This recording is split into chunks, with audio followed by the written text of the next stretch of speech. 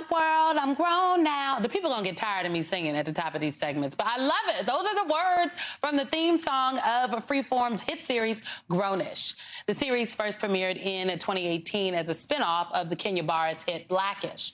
Grownish originally followed the life of the Johnson family's eldest daughter, Zoe. But since Zoe graduated from the show's fictional college, Cal U, the series now follows the college life of her younger brother, Andre Jr. Johnson, played by Marcus Scribner. Grownish is in its final season and will mark the end of the Ish franchise. Here's a clip from an upcoming episode. The Gammas, they're good for some things. This is an A-list problem, and I need my ace. I'm strangely honored. So you think we just need some time to get into the groove, or is there a bigger issue? You know, how long does it normally take you to get in the rhythm with someone new? Okay, one, they get in a rhythm with me. And two, that's not a problem I have. Same. Usually, I am Mr. 5-star D-list, remember? Okay, I hope that was something we left in freshman year. But seriously, you and Annika, it's a long time coming, so I'm not surprised that you'd be feeling more pressure than with your 5-star flings. Joining me now in the Simone Spotlight is actor and producer Marcus Scribner. Marcus, thank you for being here. It is the final season. How does it feel? It feels fantastic. I'm ready for everyone. I'm just ready for all the episodes to be released. I know how many amazing stories we have in the vault ready to go, and where this character is going to go in this final season on his final journey. I'm just amped. I'm ready to rip. I'm ready to let it go. I mean, loyal viewers, and I'm a fan, okay? I watched Grownish, I watched Blackish. Like, I'm literally actually going back and watching Blackish on the old episodes now when I can't sleep at night, just to, get me ready for the things. Yeah. Loyal viewers, we all literally watched your character and you, frankly, grow up. What has that experience been like for you? Yeah, so I heard you singing the theme song, so I was like, I know she's really tapped in. It's been a crazy experience, being on the show for so long. When you're in it, when you're filming, you're working every day. You just think about putting out good art and creating something that you would enjoy to watch and love to see. But then now that Blackish has ended and we're entering the final season of Grownish, I have people coming up to me on the streets telling me how much the character has meant to them over the years, and that they've been able to watch me grow up in front of their eyes, which is, it's something you just don't think about until the end of a run and end of an era. So I'm so thankful for all the people who have supported us along our journey, including you, Simone. Thank you for holding it down for the Ish family. And I'm excited for people to see this final chapter and see Junior's story come to an end. I know it's a lot for a lot of people. My grandmother was watching it. She watched all of Blackish, and she's like, wow, this is insane to see, Junior and Annika and all the stuff that's been happening there. But it's a great arc. You talk about the people coming up to you, saying how much they appreciated your character. I was, last night, I turned on the Cosby Show I was at home for my stepson, and he's like, I was like, have you ever seen the Cosby Show? And he's like, what is this? He's like, maybe I've seen this.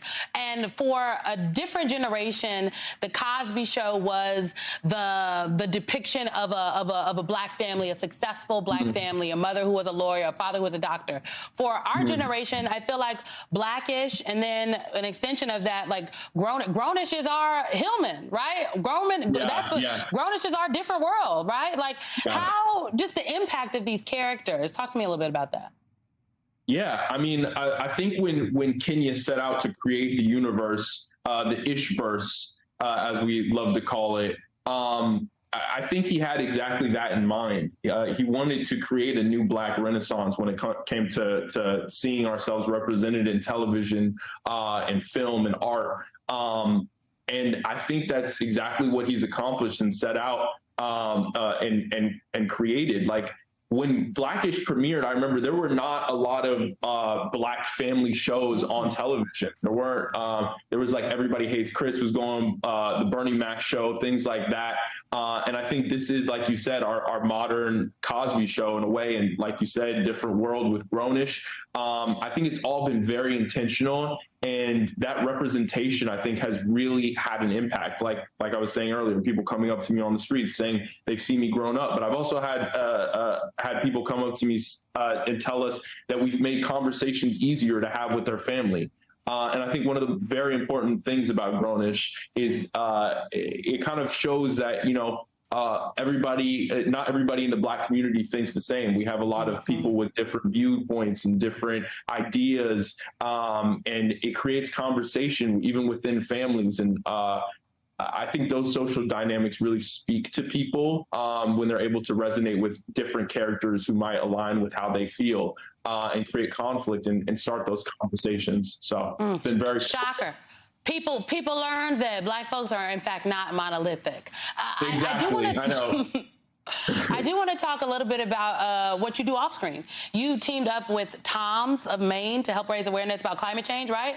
And how people of color living with socioeconomic inequalities are disproportionately affected. This is environmental advocacy. I did not know you were an environmental justice warrior. Talk to me a little bit about it.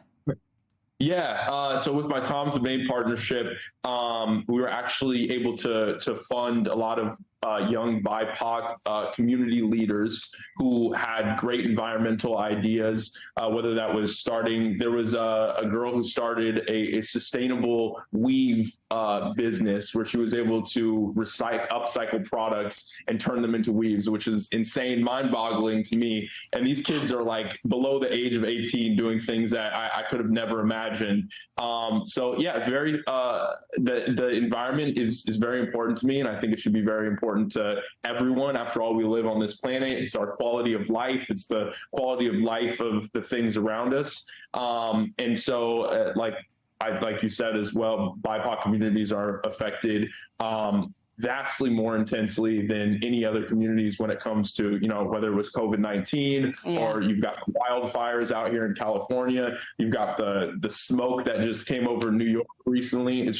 It's insane. And so the environment's very important to me, and I was glad that I was able to make that partnership happen. Well, Marcus Scribner, I appreciate you for being here. Y'all go out there, y'all watch the final season of Grownish. We'll all be very sad when it's over. But we will have the memories and the old episodes. Thanks for your time. Yes, we will.